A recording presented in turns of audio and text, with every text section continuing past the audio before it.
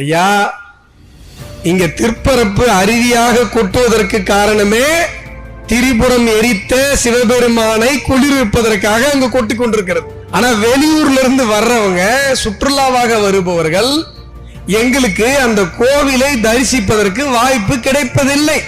இத்தனைக்கும் அந்த கோவிலை சுற்றித்தான் இந்த சுற்றுலா தலம் இருக்கிறது. அந்த கோவிலை அவாய்ட் பண்ணிட்டு இந்த சுற்றுலா தலத்தை சுத்தி பார்க்கவே முடியாது. அருவிக்கு இந்த பக்கம் போனோம், போட்டிங்க்கு இந்த பக்கம் போனோம், நடுவுல சிவபெருமான். ஆனா பாருங்க எவ்வளவு பெரிய சதி நடந்திருக்குன்னு நீங்க நல்லா யோசிச்சு பாருங்க. அருவிக்கு நடந்து போறதுல இருந்து, இந்த பக்கம் போட்டிங்க்கு நடந்து போறதுல இருந்து, நடுவுல நம்ம ஜடாதீஸ்வரர் மகாதேவர் கோவிலுடைய வாசல் மூடப்பட்டிருக்கிறது. ஏன் சார் மூடப்பட்டிருக்குது? யோசிச்சுமா? இந்த பக்கம் போட்டிங் வரும்போது இந்த கோவில் வாசல் திறந்து இருந்தா என்ன பண்ணுவாங்க? நாங்களே வரோம், என்ன பண்ணுவோம்?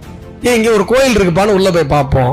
அப்புறம்தான் தெரியும் இந்த திருப்பரப்பு அருவி எதற்காக இங்க உருவாகி கொட்டி கொண்டிருக்கிறது என்று சொன்னால், இங்க ஜடாதீஸ்வரர் திரிபுரங்களை எரித்து அந்த கோபத்தோடு அமர்ந்திருக்கிறார், அவரை குளிர்விப்பதற்காக கொட்டி கொண்டிருக்கிறது. நாம ஒரு புண்ணிய தீர்த்தத்தில் நீராடி விட்டு வந்திருக்கிறோம். நாம் வந்தது வெறும் சுற்றுலா அல்ல, ஒரு ஆன்மீக பயணம் என்பதை இங்கு வந்தவர்கள் உணர்வார்கள். உணர்வார்களா, உணர மாட்டார்களா?